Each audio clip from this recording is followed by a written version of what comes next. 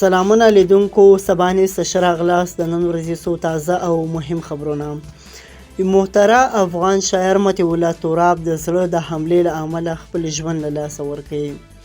هغه د 14 جولای 2015 په شپه په خوست ولایت کې روغتون ته انتقال شو او د 54 کلونو په عمر کې خپل ژوند له لاسه ورکړی. د 15 جولای 2015 سهار جسد جلال آباد ښار ته انتقال شو او د ننګرهار ولایت په خوږیاڼي ولسوالۍ کې خاورو ته وسپاره. د طالبانو ویان ذبیح الله مجاهد په خپل ایکس پاڼه لیکلی دی د حماسي شاعر مطیع الله تراب مړینې ته په غبرګون کې ویلي دي چې د هغه مړینه سخت متاثره کړم. ذبیح الله مجاهد مطیع الله تراب ته د جنت فردوس غوښتنه او کورنۍ ته د صبر جمیل غوښتنه کړې ده.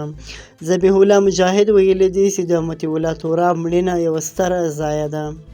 د طالبانو ویان په داسې حال کې د مطیع الله تراب په مړینه خواشیني څرګندوي چې د ارواښاد نږدې ملګری وایي چې نوموړی د نارنجګل مشاعره کې تر انتقادي شعر ویلو وروسته د طالبانو لخوا په خپل کور کې نظربند و او د ژوند وروستۍ اونۍ د سختو محدودیتونو او تهدیدونو سره تېرې کړې.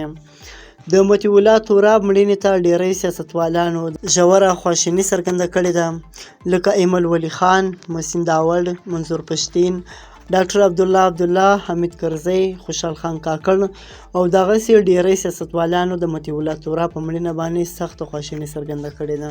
بلې خواته د عمران خان پخوانی میرمن ریحام خان د پاکستان ریپبلیک پارټي په نوم یو نوی سیاسي ګوند اعلان کړ. هغې دا اعلان د کراچۍ پریس کلب کې د یوې خبري ناستې په مهال وکړ.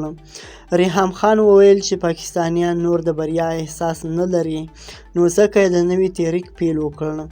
دغه تحریک به د ولس استازیتوب کوي او پیل به یې له کراچۍ کیږي.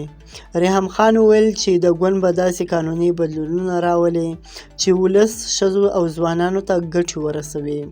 هغې وویل چې د پاکستان ټولو ولس ته په استازیتوب ورکول سي او د عام ولس د ستونزو د حل لپاره به جدي مبارزه وسي. تاسو د عمران خان د پخوانۍ میرمنې ریحام خان د نوې پالټۍ اعلانولو ته په کوم نظر باندې ګورئ؟ بلې خواته عمران خان ویلي دی چې په جیل کې له ما سره سخته رویه کیږي، که ما او زما میرمنې ته څه نقصان وسو نو ذمهواره به د پاکستان د پوځ مشر جنرال اسیم منیر وي.